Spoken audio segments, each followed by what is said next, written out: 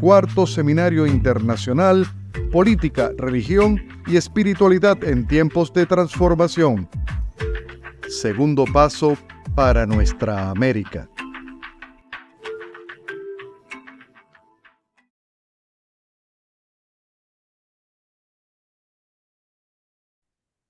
Buenas tardes a todos y todas. Me llamo Fermín Sánchez, soy profesor en una escuela rural en Navarra, en lo que nosotros llamamos Euskal Herria, que es más conocido como País Vasco. Es un país que no es oficial y que está entre Francia y España, ¿no? La parte sur del país es España y la parte norte es Francia. Ahí, ese es nuestro país, ¿no? Y esto que en concreto os estoy hablando desde muy cerca de la ciudad de Pamplona, capital de Navarra. Bien, ¿cuál es mi identidad? ¿Desde dónde hablo yo? ¿No? Que hablar, hay que precisar de desde dónde hablo yo. Pues eso, soy un maestro de escuela rural, soy un cristiano de la teología de la liberación que ha bebido en las fuentes de América Latina, de esa corriente de pensamiento que surge en América Latina, y ahora actualmente me encuentro en un camino espiritual y vital hacia el Islam que llamamos de Ahlul Bayt, de la familia profética, más conocido como el Islam chiita, ¿no?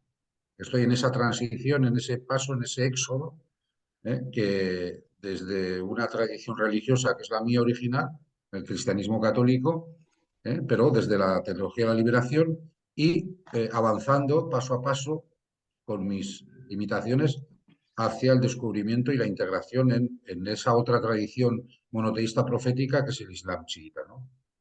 Y bueno, y en ese proceso pues he tenido que elaborar mis propias ideas sobre la religión, sobre la política, sobre el marxismo, sobre la revolución, y a todo eso de una forma autodidacta, porque yo no tengo estudios académicos ni de sociología, ni de filosofía, ni de teología. Como ya os he dicho, soy un maestro de escuela rural.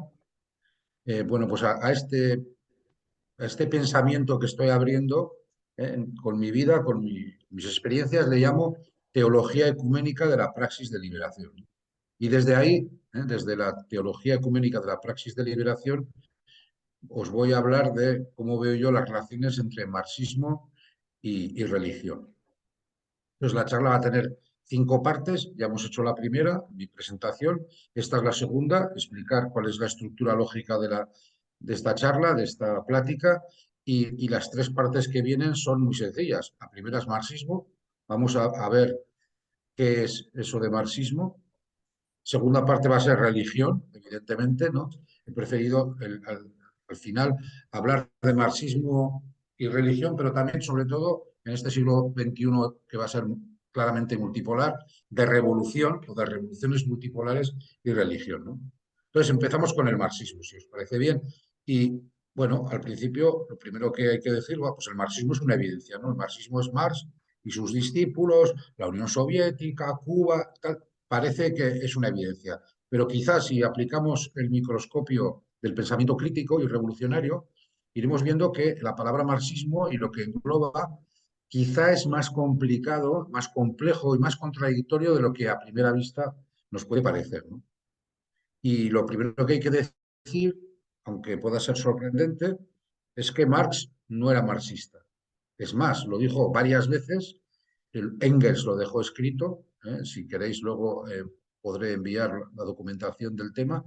Es más, Marx no era marxista, no se consideraba marxista y veía con muy malos ojos a los que se llamaban marxistas. Con lo cual tenemos quizá la primera sorpresa, ¿no? De que el marxismo quizá no lo construyó Marx. Es más, poco el pensamiento que yo tengo, pero que no me lo he inventado yo, porque yo prácticamente no me he inventado nada, simplemente recojo las diferentes ideas que me van a mí encajando en mi pensamiento. Eh, eh, Marx no inventa el marxismo, es más, se opone a él, no le gusta, lo dice varias veces y está recogido por escrito. Y entonces, ¿quién inventa el marxismo? Bueno, pues Marx, el marxismo es inventado por sus discípulos, fundamentalmente por 3 grandes marxistas, que son en un primer momento Bernstein, que luego adjuró del marxismo, ¿no? Quizá fue el más sincero y el más consecuente de todos, se inventó el marxismo, ¿no? Fue un discípulo de Marx y de Engels y luego pues dijo que no valía. El siguiente que se inventó el marxismo y que hasta el final de su vida se consideró un marxista fue Kautsky, al que Lenin, con toda la razón del mundo, llamó renegado. ¿Eh? Y el tercero es el que siempre ha sido llamado el padre del marxismo ruso y que fue un gran maestro de Lenin hasta que se descubrió que era un oportunista y un traidor a la causa revolucionaria, se llamaba Plejánov. Esto sería muy largo de justificar y de explicar y no tenemos quizá en esta charla el tiempo necesario, pero sí que por lo menos la teología ecuménica de la praxis de la liberación postula que una cosa es la teoría de Marx y otra cosa parecida, cercana, pero no exactamente lo mismo, el marxismo. El marxismo es una ideología revolucionaria con sus luces, con sus sombras, con sus contradicciones internas, que fue construida por estos tres teóricos después de la muerte de Marx contra su opinión y utilizando las teorías de Marx, pero introduciendo muchísimos elementos ideológicos y negativos, ¿no? ¿Esto qué significa? Bueno, pues significa que el marxismo no es exactamente la teoría de Marx y que dentro del marxismo conviven muchísimas corrientes, algunas muy cercanas al pensamiento de Marx, en concreto, en mi opinión, el pensamiento de Lenin, y otras en las que la adulteración del pensamiento de Marx es tan brutal y tan burda que tiene muy poco que ver con lo que Marx pensaba, ¿no? Entonces, esto es importante precisar, ¿no? Pues cuando hablamos de marxismo hay que diferenciar entre lo que es el pensamiento de Marx y el de Engels, que le sigue al de Marx muy de cerca, aunque Engels mismo reconocía que él no tenía la capacidad filosófica y dialéctica, ¿no? Para llevar adelante la tarea, aunque era un titán, Engels también es un titán de la teoría revolucionaria, pero fundamentalmente es Marx el que abre camino. Entonces hay que diferenciar entre eso y el marxismo, ¿no? Que para mí es una ideología más o menos revolucionaria, depende del nivel de interiorización y de acercamiento al método de Marx. Y luego añadiría un tercer elemento, que es que como Marx no inventó el marxismo y él era muy consciente de que él no tenía esa intención, pues Marx que inventa, pues inventa su teoría y esa su teoría le da un nombre y le da el nombre de socialismo científico o de comunismo científico. Entonces la teología ecuménica de la praxis de liberación engloba lo que nosotros conocemos actualmente como marxismo dentro de un término que he acuñado yo, que significa, al que llamamos teoría revolucionaria comunista científica. Entonces, el pensamiento de Marx forma parte del conjunto de la teoría revolucionaria que es comunista y no es cualquier comunismo, si es un comunismo científico. Intenta tener un estatus crítico, autocrítico, que le dé a sus conocimientos la categoría de ciencia. Entonces, diríamos que lo primero, lo nuclear es el pensamiento de Marx. Sobre el pensamiento de Marx se construye una ideología revolucionaria y una teoría, depende de los momentos, de las situaciones, de los autores, ¿no? Como ya he dicho, yo creo personalmente que las dos personas que más se acercan al corazón del método de Marx y a su pensamiento son Lenin y en América Latina el Che Guevara, sin ninguna duda, ¿no? Y luego hay un tercer campo más amplio, que sería el campo de la teoría revolucionaria comunista científica, que englobaría el pensamiento de Marx, el marxismo, evidentemente, y englobaría otros tipos de pensamientos comunistas que intentan llegar a un estatus científico. Entonces, cuando hablamos de marxismo y religión, primer paso, es más complicado de lo que parece y vamos a utilizar estos tres conceptos analíticos. El propio pensamiento de Marx, lo que es el marxismo, que es lo que construyen sus discípulos con altos, con bajos, con muchas contradicciones, etcétera. Plejánov es digamos, el maestro de Lenin, pero luego Lenin se da cuenta por la propia práctica de que Plejánov no apoya la revolución rusa, ¿no? Y lo mismo pasa con Kautsky, que era el gran sumo sacerdote del marxismo y que termina a la revolución bolchevique siendo un contrarrevolucionario, un traidor o, como le llamó Lenin, un renegado. Bueno, pues una vez que hemos precisado, ¿no?, que dentro de lo que entendemos marxismo hacemos esta triple diferencia entre lo que es el marxismo, que es las teorías, las ideologías y los pensamientos de los discípulos de Marx, lo que es la teoría de Marx y lo que sería un espacio más amplio, que es la teoría revolucionaria comunista científica, ¿no? Que englobaría el pensamiento de Marx, el pensamiento de los marxistas y otros pensamientos que tienen o intentan tener un estatus científico y piensan el proyecto de una sociedad sin clases, sin Estado y sin patriarcado, ¿no? Que es el corazón del proyecto comunista.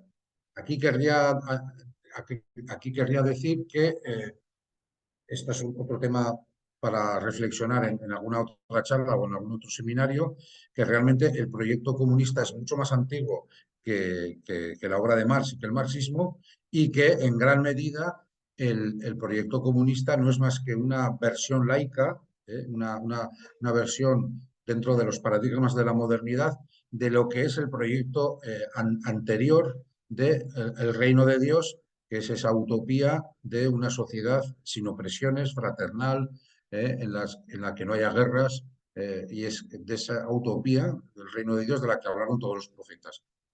Por las condiciones específicas de la historia europea, que no es la historia universal, sino que es la historia de un rincón del planeta, que ha conseguido dominar y destruir todo el planeta, pero al fin y al cabo es un rincón, es una región particular de la experiencia humana.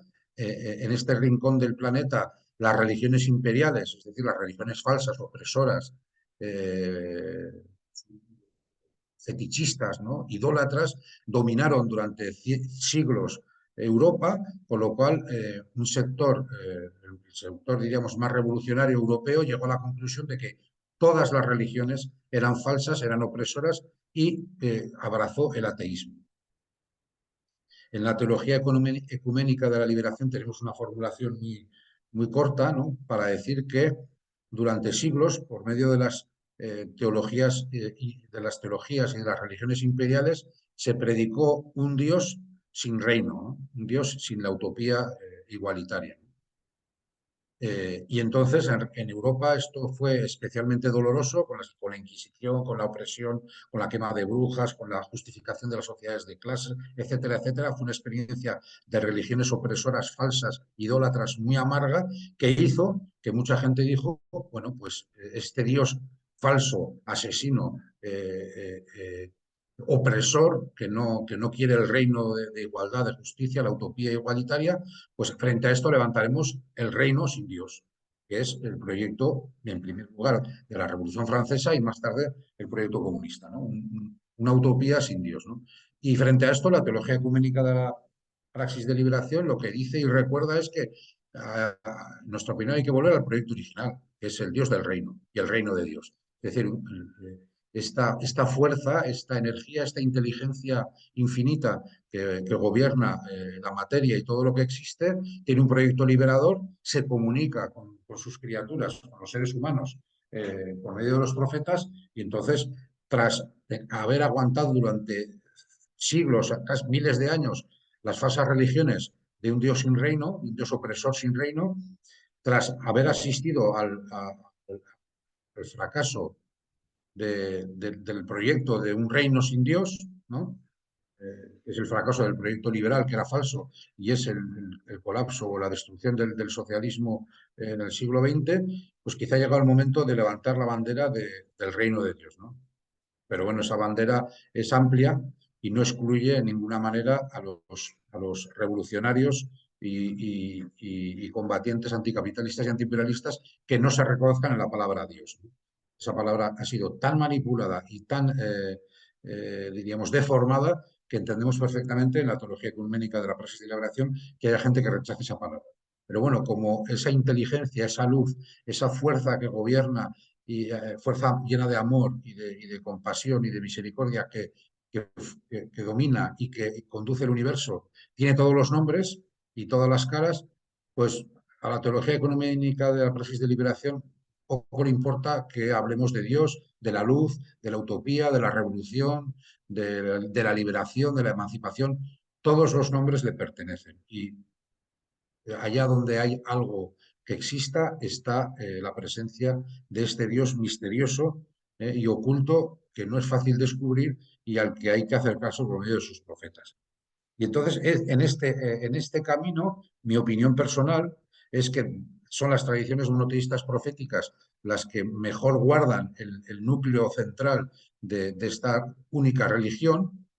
En todas las tradiciones monoteístas proféticas pasa siempre lo mismo, es decir, surge un profeta que transmite el mensaje con fidelidad e inmediatamente los poderosos, las clases dominantes, los opresores, los corruptos, se apoderan de ese mensaje, lo deforman y lo transforman en una religión imperial. Esto pasó con el judaísmo, el Dios del Éxodo, el Dios que está en la historia, el Dios que libera a los esclavos de Egipto, que habla por medio de su profeta Moisés, fue transformado por medio de las luchas de clases en una religión de la monarquía judía, ¿no? Tanto en Judea como en Israel, ¿no? Una religión falsa y opresora. Lo mismo pasó con Jesús, el último profeta del pueblo de Israel, a la luz de Dios, el Espíritu de Dios, este profeta vuelve a transmitir la luz infinita de esta religión única del Dios liberador, y el Imperio Romano, al no poder hacerle frente, pues la infiltra, la deforma, la prostituye, y el cristianismo se convierte en la gran religión del Imperio Romano y después del Imperio Romano en la gran religión de todos los imperios racistas, colonialistas y genocidas europeos, ¿no? Tanto en su versión católica como en su versión protestante y en su versión ortodoxa también. ¿Eh? Y lo mismo pasó en el Islam. En el Islam, esta luz infinita y eterna de la única religión del Dios único vuelve a aparecer por medio del profeta Muhammad, y evidentemente esto desencadena una lucha de clases feroz en aquel momento, porque los poderosos, los adoradores del dinero y de la riqueza y del prestigio y del poder, quieren inmediatamente apoderarse del mensaje revolucionario del Islam para transformarlo en otra religión falsa, imperial al uso, como era el cristianismo del Imperio bizantino o del Imperio Romano de Oriente, como era la deformación del mensaje de Zaratustra, la religión del Imperio Sasánida, y estos opresores intentan transformar el Islam en otra religión imperial que les construya un imperio árabe, que es lo que en su tiempo pasó, ¿no? Y en ese proceso siempre hay una resistencia, siempre hay gente que defiende la verdad total de esta religión liberadora, que es única y que a lo largo de la historia se ha ido encarnando o completando en diferentes tradiciones, y esto y no otra cosa es lo que conocemos hoy en día como chiismo, que con términos más precisos es el Islam de la familia del profeta. Es la resistencia de esta religión liberadora a transformarse en una religión imperial. Y esto, todos los líderes chiitas, los 12 imames, los 11 imanes, lo pagaron con su vida, ¿no? Entonces, en este camino yo me encuentro, que es el camino de todos los creyentes sinceros de la historia de la humanidad, que han conocido una tradición histórica monoteísta profética que está siempre en el que la luz y las tinieblas están mezcladas, porque hay una lucha de clases constante entre los que quieren hacer de la religión única y verdadera lo que es una fuerza liberadora, una fuerza emancipadora, y las clases dominantes que intentan siempre controlar esa luz, esa fuerza, esa utopía, y de hecho a lo largo de la historia lo han conseguido, ¿no? El judaísmo se ha transformado en su antítesis, el sionismo. El cristianismo ha justificado todos los imperios y todos los genocidios y todas las colonizaciones habidas y por haber, y el Islam, lo mismo, se convirtió en la religión del imperio árabe, y participó también de mil atrocidades y mil opresiones. Pero lo que hay que tener claro es que en el corazón de esas tradiciones monoteístas siempre está latiendo este mensaje profético que de vez en cuando vuelve a la luz, vuelve a la superficie y estalla con una enorme fuerza, a veces por la llegada de profetas, eso ya con el profeta Muhammad acabó, y otras veces con la llegada de líderes espirituales y religiosos que renuevan esa tradición, ¿no? En el caso mío, yo vengo del cristianismo católico, eso fue la teología de la liberación, una explosión de luz, una explosión de vuelta al Evangelio, de vuelta al verdadero mensaje de Jesús, liberador, revolucionario, igualitario, tópico, humanista. Entonces, para terminar con este quinto punto, vamos a tratar el tema de la relación entre revolución y religión. El primer punto, ¿no?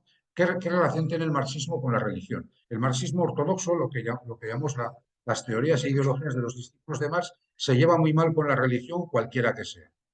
Tiene un lado bueno, que es el combatir todas las religiones falsas, idólatras, fetichistas, todas las ideologías que justifican el poder y la opresión, pero el marxismo es claramente ateo, y así hay que aceptarlo, y por lo tanto niega toda religión. Y entonces también niega lo que nosotros pensamos que es la religión verdadera, la religión liberadora.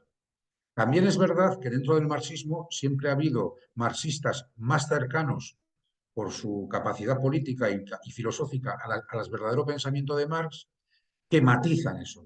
Porque y ahora entramos a la teoría de Marx, ¿no? La relación entre la teoría de Marx y la religión. Marx es ateo, o sea, esto es evidente, no hay que negarlo, ¿no? Y tiene una visión negativa de cualquier religión. Pero Marx tiene una visión filosófica, que es la filosofía de la praxis, que fue formulada la primera vez en 1845 con las tesis sobre Feuerbach o Feuerbach, un filósofo alemán materialista, sucesor de Hegel, y ahí habla de la primacía de la praxis, es decir, de la práctica y de la teoría unidas, y la importancia de la práctica. En la medida en que esto se aplica, y hay marxistas, muchos de ellos se acercan a este pensamiento de Marx, la postura con la religión se matiza, porque ya no es tanto una oposición metafísica frontal a cualquier tipo de religión, sino lo que se postula es que hay que valorar qué prácticas revolucionarias o contrarrevolucionarias fomentan estas diferentes expresiones religiosas y en base a eso valorarlas. Esto yo creo que es el pensamiento original de Marx y no podemos saber lo que pensaría Marx actualmente, pero sí podemos saber lo que pensaron marxistas como Lenin o como Che Guevara o como Fidel Castro o muchos otros marxistas latinoamericanos que ante el fenómeno de la teología de la liberación, de una práctica liberadora, revolucionaria, antiimperialista, anticapitalista, fomentada desde convicciones religiosas, matizaron mucho su oposición a la religión. Y creo que es el mismo caso de todos aquellos marxistas que han sido confrontados, por ejemplo, a la práctica revolucionaria tanto de Irán como especialmente de la organización Hezbollah, ¿no? O de figuras revolucionarias como Qasem Soleimani, que para mí es un maestro y una referencia suprema. Entonces, los sectores más lúcidos del marxismo, y sobre todo Marx, tienen muy claro de que es la praxis la que determina la valoración que hay que hacer sobre la religión. Y ante fenómenos religiosos, ante creencias religiosas que fomentan prácticas revolucionarias, anticapitalistas, antiimperialistas, pues de alguna forma moderan y modulan su ateísmo para estudiar la realidad concreta, ¿no? Que eso es el corazón del método marxista, del método de Marx. ¿No? Es estudio concreto de la realidad material concreta y sobre todo la ética, ¿no? Ahora habría que ver qué relación, en esta relación de los marxistas más lúcidos y demás, en base a la praxis, se puede decir que esta corriente rechaza frontalmente, como no puede ser de otra manera, las religiones imperiales y las religiones que están al servicio de la opresión del imperialismo y del colonialismo, y pueden, y de hecho han establecido alianzas estratégicas con los creyentes revolucionarios. Esto es la gran esperanza del siglo XXI. En el pensamiento de Marx, la relación con la religión se basa en torno a la práctica. Es decir, se analiza la religión en base a la práctica que genera. Evidentemente, Marx, la religión que conoció fue el cristianismo, tanto católico como protestante de la Europa occidental de la época, que era una verdadera abominación, ¿no? Porque era la religión que estaba justificando la conquista de América, la conquista y destrucción de América, la esclavitud de África, la colonización, etcétera, etcétera, etcétera. Es normal y lógico y totalmente correcto que hubiese una oposición radical entre estos revolucionarios y a esas religiones, esa tradición religiosa cristiana totalmente adulterada, falsificada y totalmente sometida a los intereses de los imperios coloniales de la época y del capitalismo. Pero como en el marxismo de Marx, ¿no? Como en la teoría de Marx y de los marxistas más cercanos a su pensamiento, la primacía se le da a la praxis, a la práctica real, pues cuando estos revolucionarios se encuentran y tienen que analizar fenómenos de prácticas revolucionarias basadas en discursos religiosos y en experiencias religiosas, ellos matizan enseguida mucho sus posiciones. Y dos ejemplos claros de esto es toda la corriente marxista latinoamericana que se ha visto confrontada en la práctica, en las luchas populares, con la teología de la liberación, es decir, con prácticas revolucionarias fomentadas desde discursos y experiencias religiosas, o todos los marxistas o revolucionarios comunistas de los países musulmanes que han conocido y están día a día luchando codo a codo junto con creyentes revolucionarios, y por poner un ejemplo claro es Hezbollah en el Líbano o toda la revolución iraní, cuyo personaje más conocido, aparte del Imam Khomeini, es Qasem Soleimani, ¿no? Entonces, frente a estas prácticas, los marxistas más lúcidos, siguiendo el método y el pensamiento de Marx, moderan y modulan su oposición antirreligiosa y su ateísmo al constatar que más allá del pequeño barrio periférico del planeta que ha sido históricamente Occidente, a pesar de que haya dominado el planeta, no deja de ser una pequeña región muy concreta, hay otras experiencias y otras realidades religiosas. Concretamente, para mí muy evidente, es todo lo que es la corriente de la teología de la liberación en América Latina y todo es lo que es el eje de la resistencia, tanto sunita como chiita, en el mundo musulmán, ¿no? El eje de la resistencia antiimperialista y en gran medida anticapitalista. Y luego hay un tercer nivel que yo creo que es la gran tarea del siglo XXI y es la construcción o la reconstrucción de una teoría revolucionaria comunista científica que recogiendo la herencia enorme y riquísima de Marx, plantee un espacio común para revolucionarios, tanto creyentes como ateos, en base a algo que compartimos todos, que es el discurso científico. Y en base al proyecto diseñado por Marx de una sociedad que funcione en base a la propiedad colectiva de los medios de producción, una sociedad en la que el fruto del trabajo, los productos del trabajo, no sean mercancías, no se tengan que intercambiar en el mercado por medio de dinero, sino que haya una planificación colectiva de las necesidades de la sociedad y en base a eso utilicemos los grandes recursos de la industria y de la agricultura y de la ciencia. Y en este terreno común de la ciencia, en la que un físico, un químico, un astrónomo puede ser creyente, puede ser ateo, puede ser creyente budista o cristiano o musulmán o judío, pero compartimos este espacio de la ciencia, pues ahí sí que se puede realizar una gran alianza estratégica en el siglo XXI entre creyentes ateos y en creyentes revolucionarios de las diferentes tradiciones religiosas. Y luego, para terminar, yo creo que ahí es donde habría que poner el acento, ¿no? En la práctica. Y voy a poner como tres jalones de esta primacía de la práctica, que es la que nos puede unir a creyentes tanto marxistas como a revolucionarios tanto marxistas como creyentes.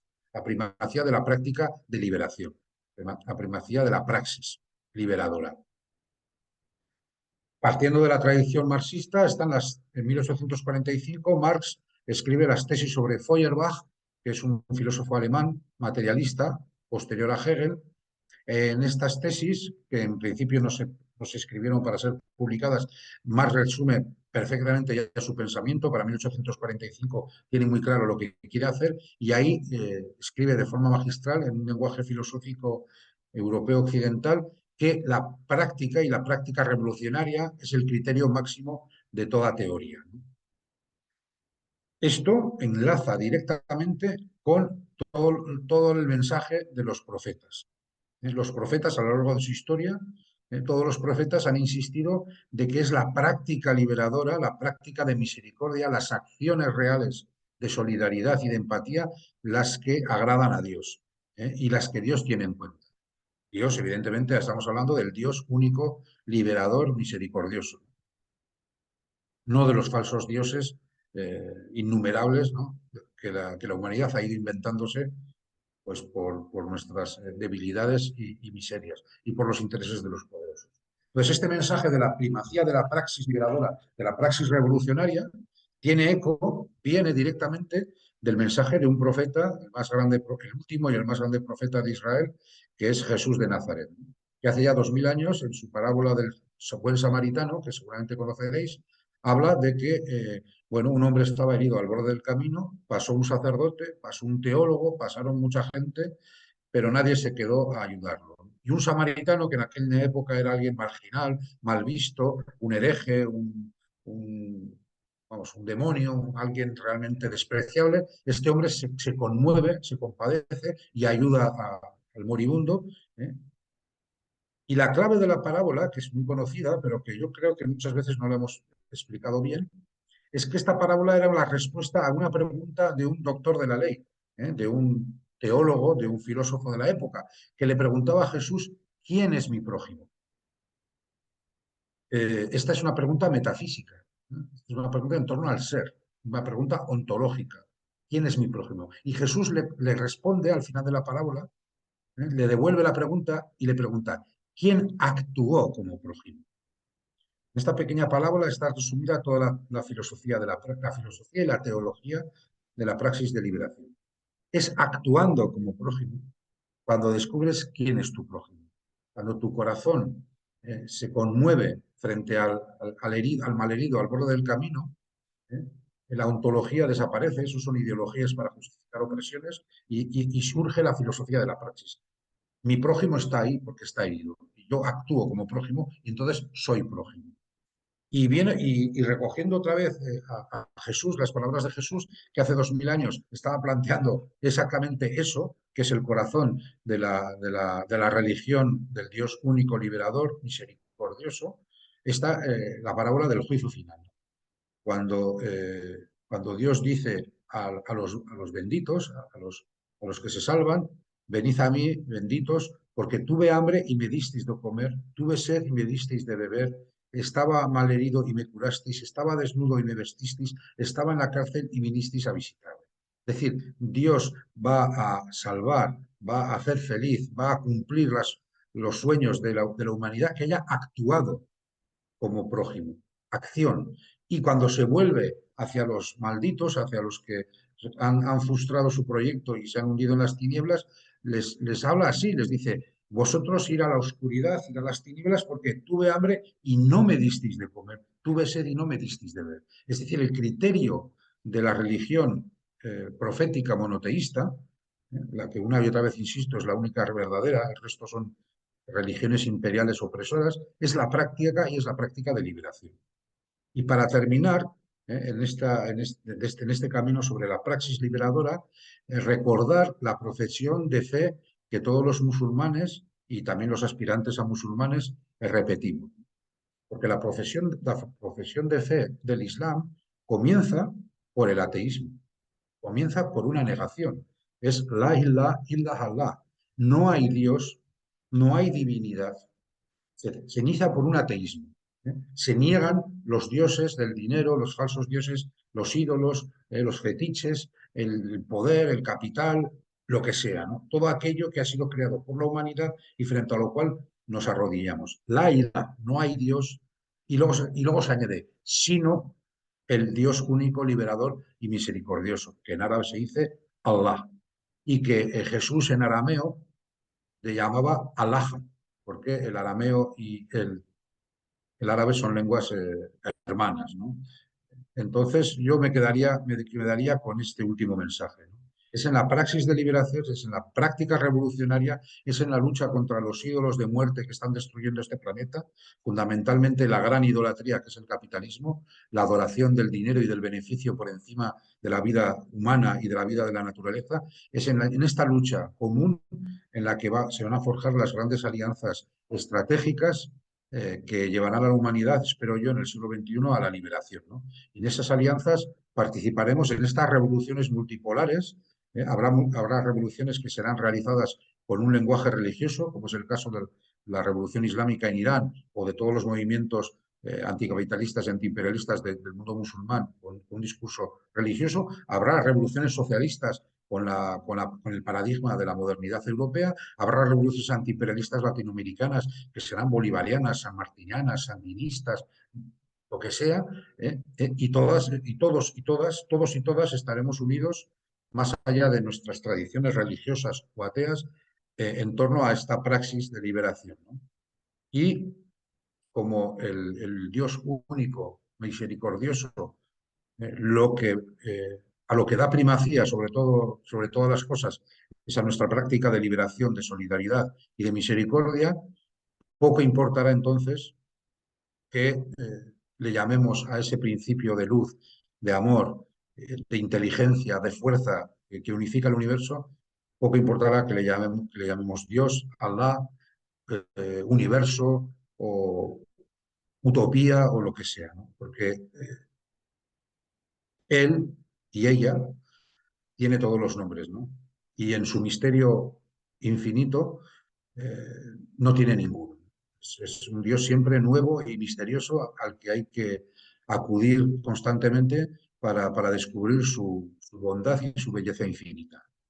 Y esto es un poco el mensaje que yo quisiera transmitir hoy a todos los que me escuchen.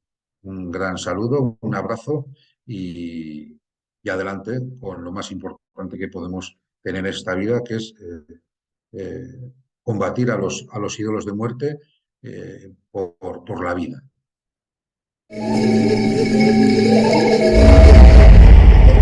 Segundo paso para nuestra América.